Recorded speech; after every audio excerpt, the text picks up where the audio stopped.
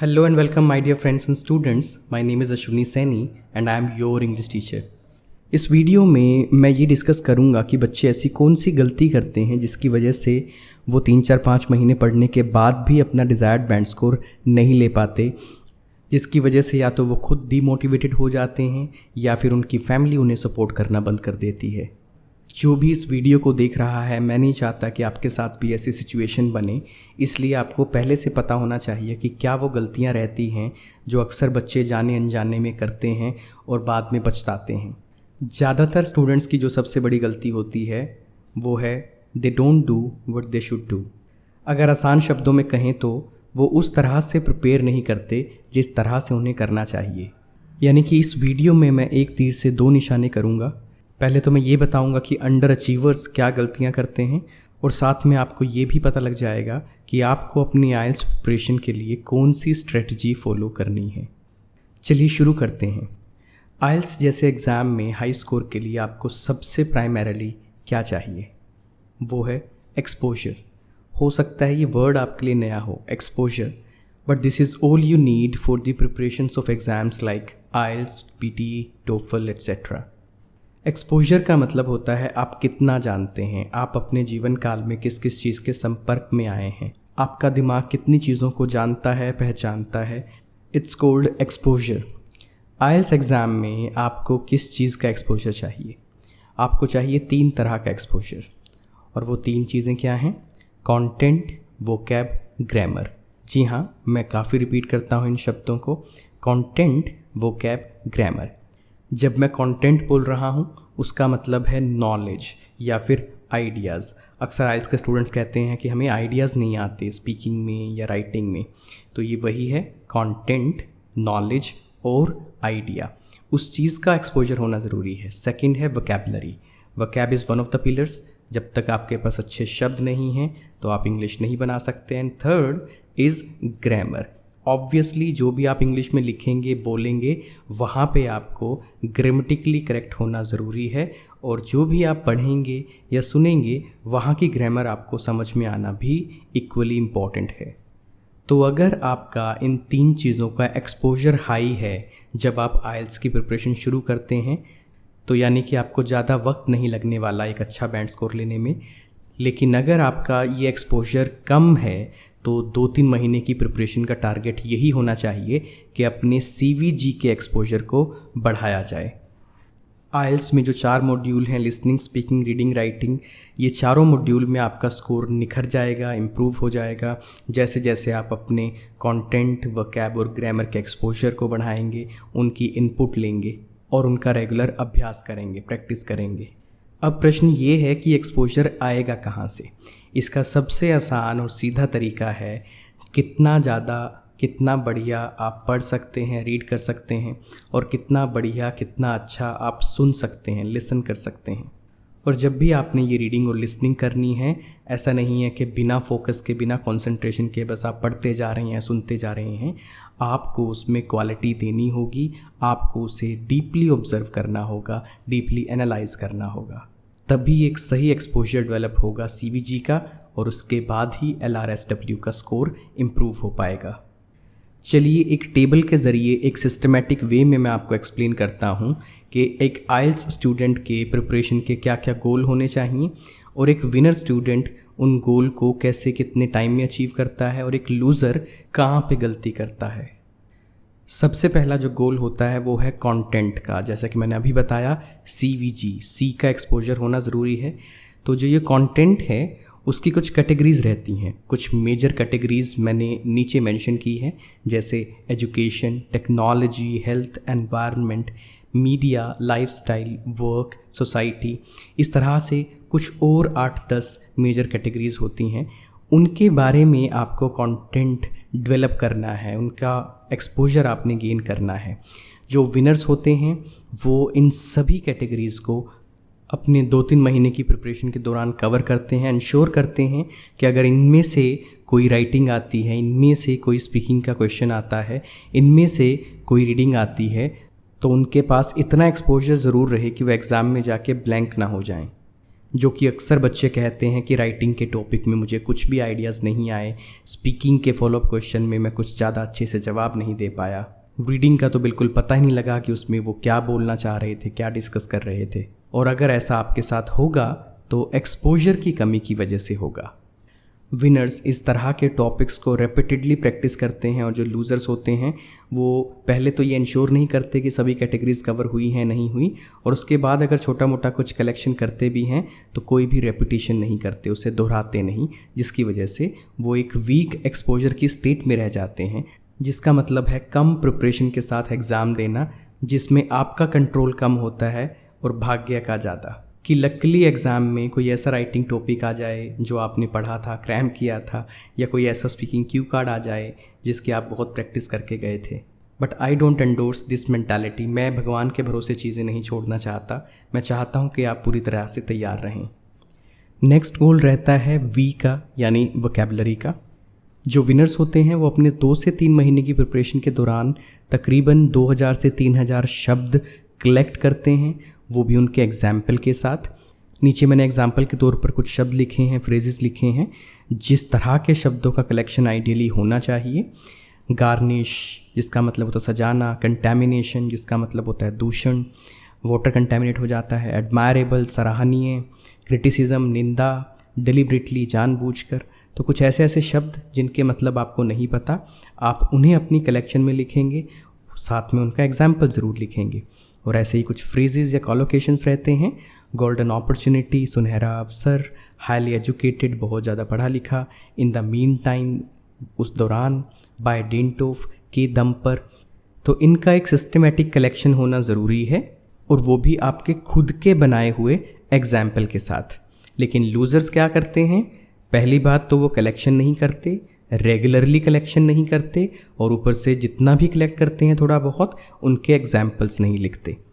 और अगर इतने डिसिप्लिन, इतनी लापरवाही से कोई काम होगा तो भूल जाएं कि उसका कोई बेनिफिट आपको होगा। And this is the case with majority of the students who fail in scoring a good band score in IELTS exam. Third जो गोल रहता है वो है जी।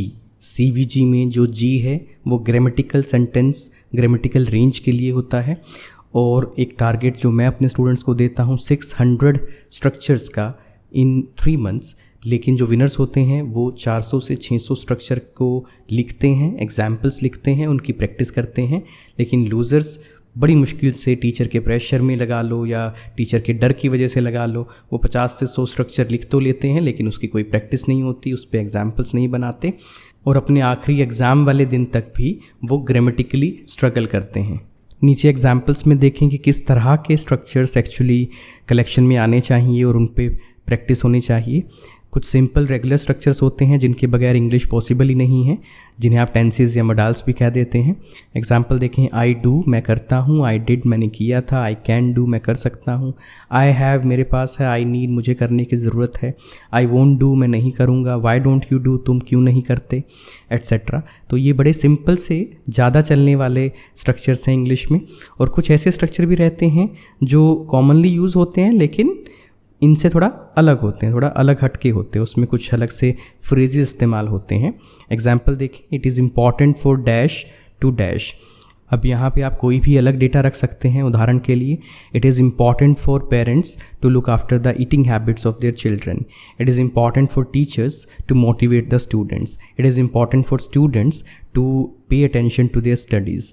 तो इस तरह से आपको स्ट्रक्चर्स आने चाहिए। It is going to be, it is going to be fun, it is going to be interesting, it is going to be harmful for the society। ऐसे ही अगला स्ट्रक्चर है, dash plays a significant role in dash. Education plays a significant role in everybody's life. Money plays a significant role in maintaining a good lifestyle. और इसमें last structure देखिए, उस पर क्या examples हो सकते हैं। Dash is the main reason behind dash. Pollution is the main reason behind global warming. Fast food is the main reason behind obesity. Lack of concentration is the main reason behind declining study performance.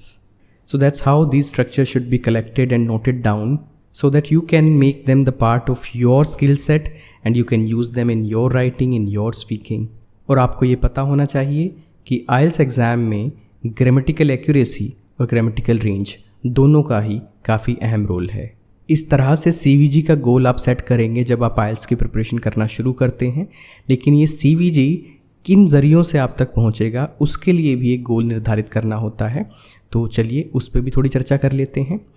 अगर आप academic student हैं तो आपको reports और assess पे काम करना है, और अगर आप जनरल के स्टूडेंट हैं तो आपको लेटर्स और एसेस पे काम करना है। और जो आपका गोल है वो है 60+ एसेस करना, 60+ रिपोर्ट्स करना, 60+ लेटर्स करना अपने रियल एग्ज़ाम को अटैम्प्ट करने से पहले। अब देखिए विनर्स की एवरेज क्या रहती है। जो अच्छा स्कोर करते हैं उनके एवरेज वो 50+ तक जाते हैं। और साथ में एनालिसिस से क्या मतलब है कि वो एक्सपर्ट के लिखे हुए रिपोर्ट्स, एसेज या लेटर्स ज़रूर पढ़ते हैं, उसके अंदर क्या CVG यूज़ हुआ है उसे निकालते हैं, अपनी कलेक्शन में लेकर आते हैं, और जो खुद उन्हें आता है उसके साथ जो एक्सपर्ट्स के इनपुट से उन्होंने सीखा है वो उसे इस्तेमाल करने की कोशिश करते हैं अपनी राइटिंग के अंदर।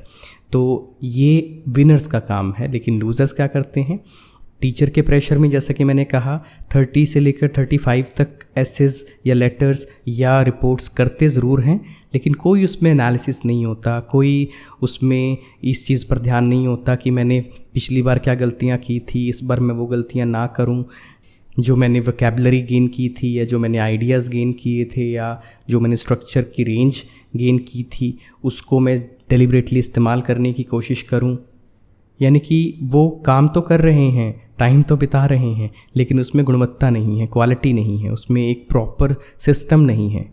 इसी तरह का टारगेट मैं क्यू कार्ड का स्टूडेंट्स को देता हूँ। अक्सर स्टूडेंट कहते हैं कि उन्हें क्यू कार्ड्स में प्रॉब्लम आती है। हो सकता है प्रॉब्लम इसलिए आती है, थोड़ा लेंथी बोलना होता है क्यू कार्ड के ऊपर।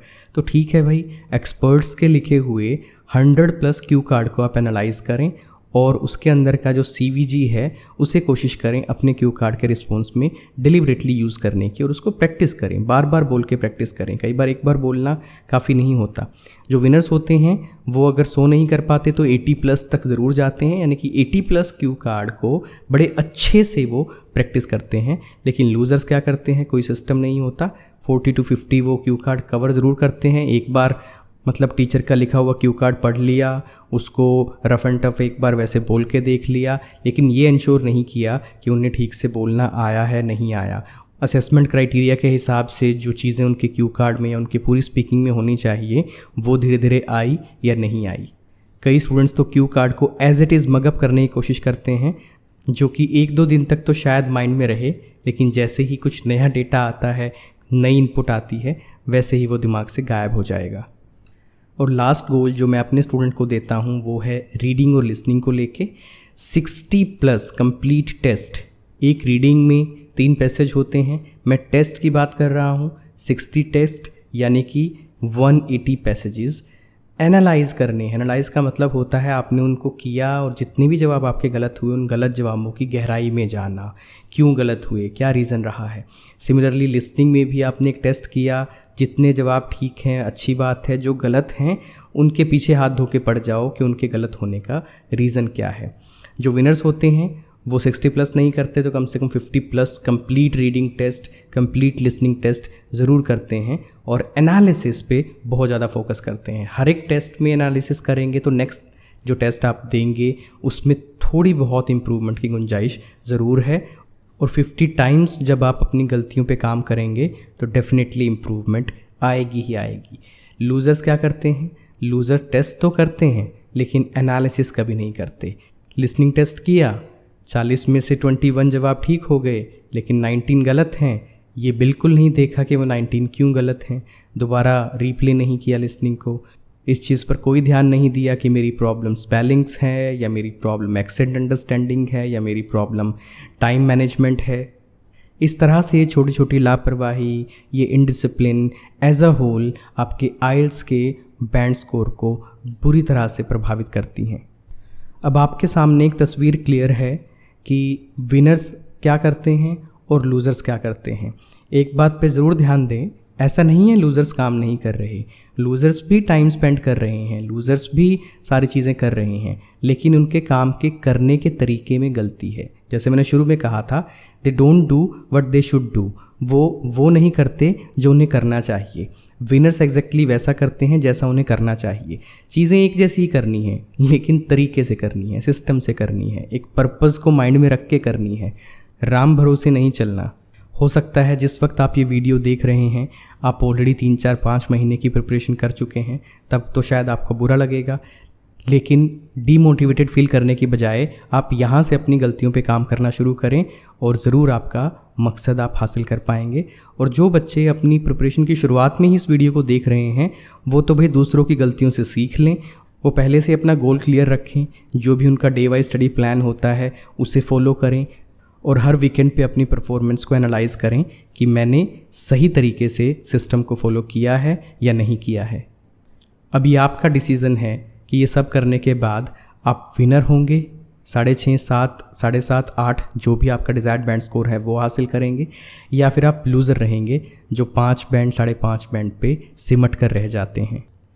इन this video I am going to explain what kind of words or lexical resources you may use in order to get high score in your IELTS writing and speaking module। आपकी speaking और आपकी writing जिन 4 parameters में assess होती है, lexical resource उनमें से एक अहम पैरामीटर है। तो पहले तो एक बार नज़र डाल लेते हैं कि किस तरह के वो कैटेगरीज़ होती हैं जिनके अंदर आपको लेक्सिकल रिसोर्सेज यूज़ करने हैं। तो मैंने इसमें 5 कैटेगरीज़ आपके सामने मेंशन की है। एकेडमिक वर्ड्स जैसे कि वर्कफोर्स, अर्बन, मिजरेबल, फ्रेजेस और कॉलोकेशंस जो कि एक से ज़्यादा शब्दों से मिलकर बनते हैं। For example bad buying impulse, social harmony, idioms जिसे हिंदी में मुहावरे बोल देते हैं। तो कुछ इडियोमेटिक फ्रेजेस होते हैं, कुछ इडियोमेटिक वर्ब्स भी होते हैं। तो एग्जांपल में मैंने कुछ इडियम्स लिखे हैं जैसे hard nut to crack, green signal. फिर कुछ कोट्स आप यूज़ कर सकते हैं बड़ी सिलेक्टेड प्लेसेस पर, जैसे be the change you want to see in the world said by Mahatma Gandhi. और फिर आते हैं आपके प्रोवर्ब्स जैसे it is of no use crying over spilt milk, अब पछताए होत क्या जब चिड़िया चुग गई खेत। तो इस तरह की चीज़ें अगर आप बड़े प्रिसाइज तरीके से सही ढंग से सही जगह पे लिखेंगे, प्लेस करेंगे, तो उससे आपको लेक्सिकल रिसोर्स का स्कोर मिलेगा। यानी कि ये भी आपका एक टारगेट रहना चाहिए कि आपके तर्कश में इस तरह के इडियम्स रहें, इस तरह के प्रोवर्ब्स या कोटेशंस रहें, और आपके पास एक अच्छी रेंज होनी चाहिए एकेडमिक वर्ड्स और फ्रेजेस की जिन्हें आप नेचुरली किसी कॉन्टेक्स्ट में इस्तेमाल कर पाएँ। चलिए एक कंपैरिजन के ज़रिए मैं आपको समझाता हूँ कि ऐसे कौन से शब्द होंगे जिन्हें लिखने पर या बोलने पर आपको कम स्कोर मिलेगा, और उन्हीं की जगह पे ऐसे कौन से शब्द आप इस्तेमाल कर सकते हैं जिनसे आपको ज़्यादा बैंड स्कोर मिल सकता है। तो कुछ एकेडमिक वर्ड्स हैं जैसे गेट, इसकी जगह पे आप अकम्प्लिश का इस्तेमाल करेंगे हासिल करना के लिए तो ज़्यादा बेटर रहेगा। टारगेट, ऑब्जेक्टिव वर्ड का इस्तेमाल करेंगे। प्रॉब्लम की जगह आप जब हार्डशिप का इस्तेमाल करेंगे that will give you better score. Make is very common, very simple, उसकी जगह आप प्रोड्यूस या मैन्युफैक्चर का इस्तेमाल करें। रिड्यूस, कम करना, वहाँ पे आप कर्टेल का इस्तेमाल करें। रिच, अमीर, काफ़ी कॉमन है, लेकिन उसकी जगह पे आप फाइनेंशियली साउंड ये फ्रेज़ इस्तेमाल करें, कोलोकेशन इस्तेमाल करें।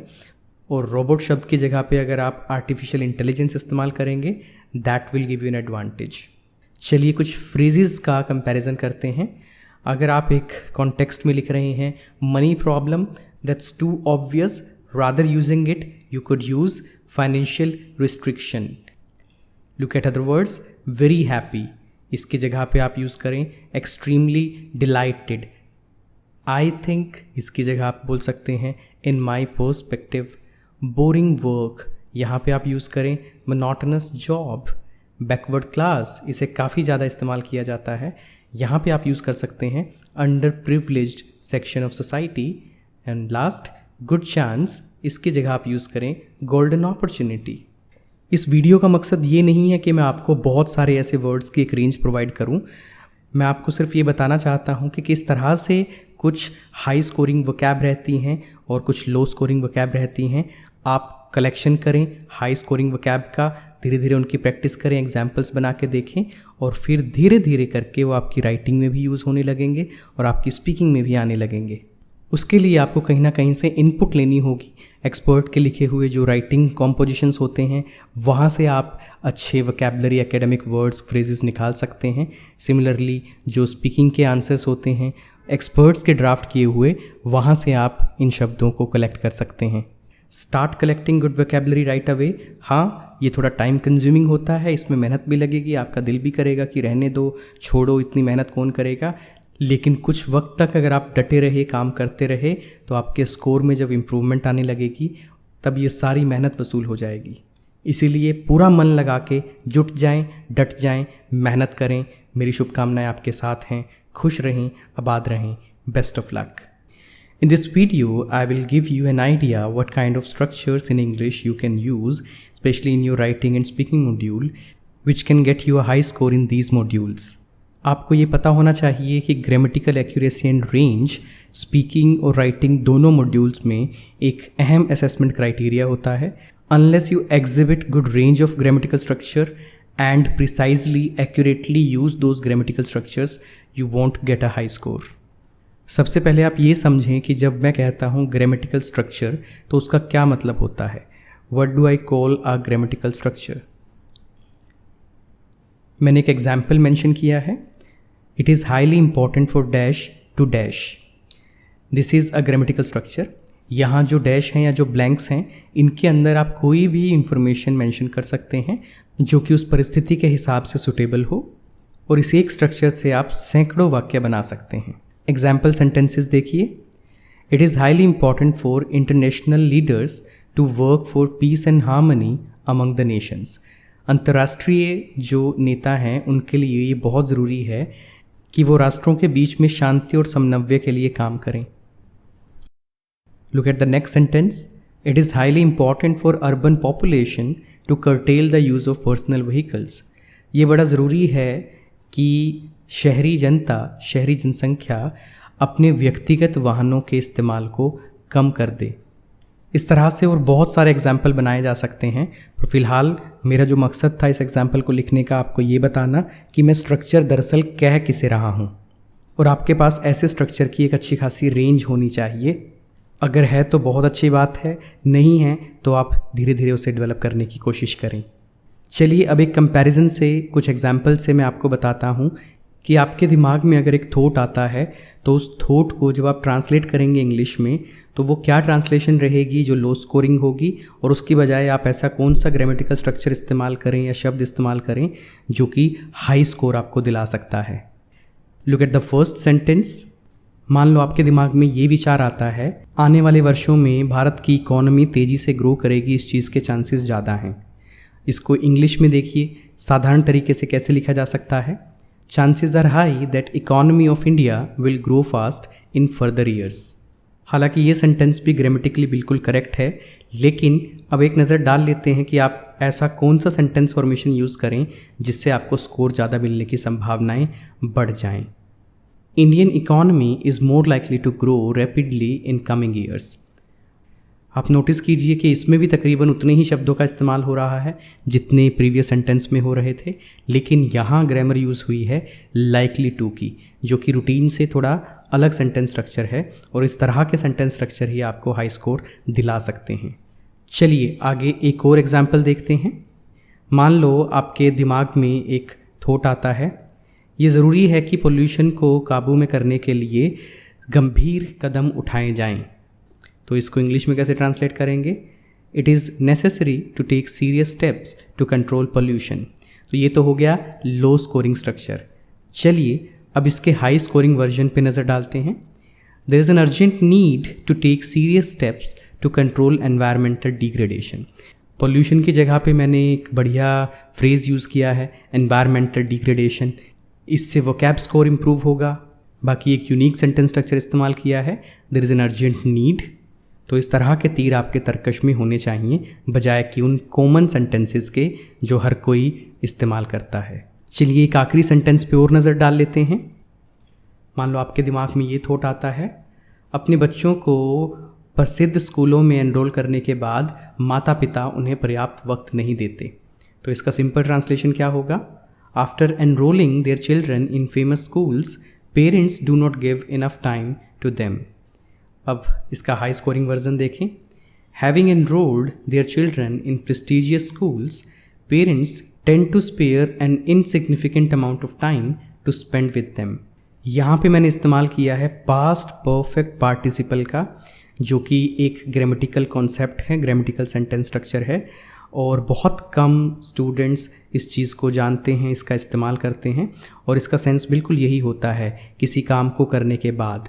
Having enrolled their children in prestigious schools, अपने बच्चों को जाने माने स्कूल्स में दाखिला दिलाने के बाद उनकी प्रवृत्ति क्या होती है, माता पिता की क्या प्रवृत्ति होती है? Parents tend to spend an insignificant time, बहुत नाम मात्र का, बहुत कम महत्व का वक्त वो अपने बच्चों के साथ बिताते हैं।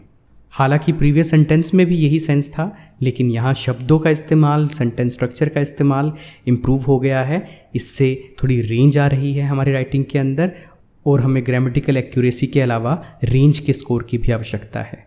सो आई थिंक आपको एक आइडिया मिल गया है कि अगर आपका राइटिंग में या स्पीकिंग में स्कोर कम आ रहा है तो मे बी ये एक रीज़न हो सकता है कि आपके सेंटेंस स्ट्रक्चर की एक्यूरेसी सही नहीं है, या फिर उनकी रेंज में आपकी कमी है। आप बार बार एक ही तरह के सेंटेंस स्ट्रक्चर्स को इस्तेमाल कर रहे हैं, इसलिए इस एस्पेक्ट पर काम करना शुरू कीजिए। एक्सपर्ट्स की जो राइटिंग होती है वहाँ से आप ऐसे ऐसे सेंटेंस स्ट्रक्चर निकालें, उन्हें अलग से लिख लें जो आपको लगता है कि आपकी राइटिंग में होने चाहिए, आपको इस्तेमाल करने चाहिए अपनी स्पीकिंग राइटिंग में। और इन्हें डेवलप करने में थोड़ी मेहनत भी लगेगी और थोड़ा वक्त भी लगेगा, एकदम से ये डेवलप नहीं हो पाएंगे। संयम रखिए, मेहनत करते रहिए। मेरी शुभकामनाएँ आपके साथ हैं। खुश रहें, आबाद रहें। Best of luck.